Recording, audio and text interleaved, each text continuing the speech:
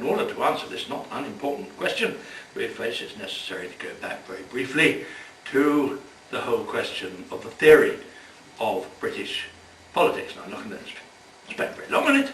I mean, that I promise you, but it's well to amplify, to illuminate the difference between the constitutional theory, the glorious constitutional theory, and the awful reality of modern constitutional life. If one goes back to the theorists of British constitutional history, you find it in Walter Bagehot, in A.C. Dicey, for whom these celestial twins, that in their terms the British Constitution was very close to celestial perfection. As they perceived it, we had, as a result of the dialectical process between Parliament and King, arrived at the perfect balance of powers.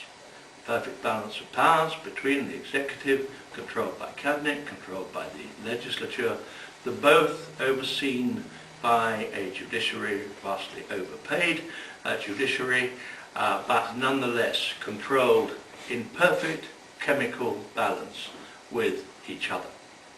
And Bagehot, let's be said, was the more sparky of the two. It was he who said that the way to rid yourself of admiration of the House of Lords is to go and look at it.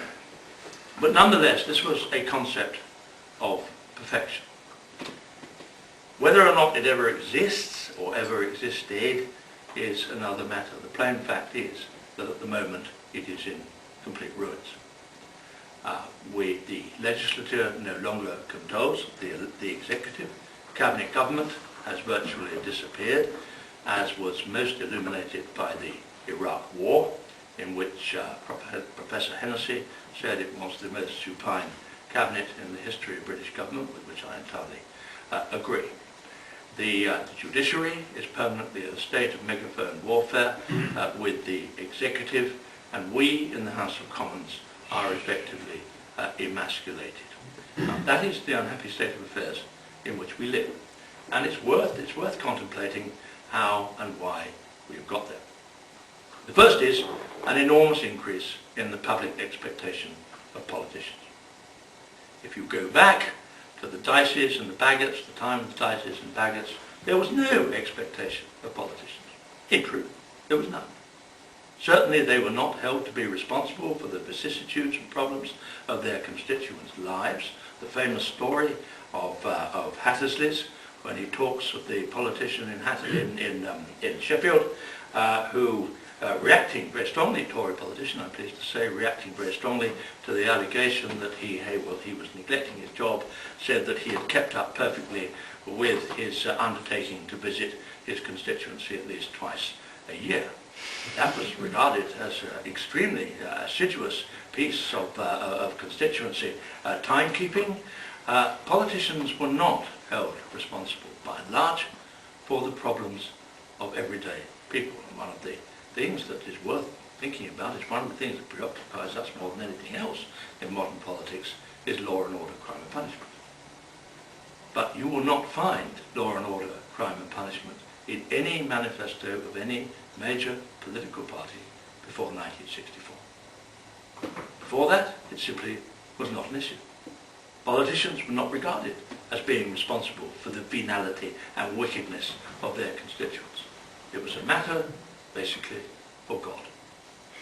Politics was abnegated from those problems. And so politics, as Bagehot said, had become the big forum for idle people. And what was wrong with that? What changed, of course, was the expectations of people. The expectations of politicians in the course of the 20th century changed dramatically. From being perceived to be responsible for virtually nothing, we came to be perceived to be responsible for virtually everything. And that is difficult. If you don't believe me, come to my surgeries. And when I say, and I at least try to endow these with a measure of honesty, and when somebody comes to me and says, what can you do about the appalling behaviour of people in Rochester High Street on a Friday and Saturday night, I say, I hope candidly and reasonably, nothing. It's true. It's not popular, but it's true. and it probably accounts for my majority of 213. Nonetheless, that was the first serious problem. But it was embraced. It's not just simply a problem of public expectation, because this was embraced by a form of political populism. A form of political populism of which I may say the present government is a supreme expert. And that form of political populism led to the outburst of legislation which has been designed in order to meet public populism. And it's interesting to reflect, while I'm still on my own special subject, which happens to be civil liberties, that if you look at statutes which were involved with crime and punishment, in the whole of the 19th century, there were 26 statutes involved with crime and punishment. In the first half of the 20th century, there were 11. From the second half of the 20th century until now, there have been 63 statutes involved with crime and punishment, and of those, 21 have been passed by this government since the millennium. Now, I don't believe that my own people have become more wicked in the course of that time, but what I do believe is that my government is operating to a populist agenda, and that populist agenda, as they perceive it, is an attack on civil liberties, which they perceive as being an antidote to a public outcry against probably a myopic and illusory concept of the increase in crime. So that was the first thing that happened. And it led to this kind of legislative hyperactive disorder with which we have to deal. If you look at statute books, 100 years ago, in 1 year of statutes, they are that thick. If you look at statute books now, you have got 4 statute books which are that thick in order to contain the legislation that we are passing. The second thing was the symbiotic side of that, was the growth in the toxic growth in the power of the popular press. The two things ran together, and they do run together. And government, this particular form of government, realized very quickly that one, you were no longer controlled by the legislature, the real control lay in the media. And so you talked directly to the media. Government does not now talk to Parliament, it talks to the media. Immediately.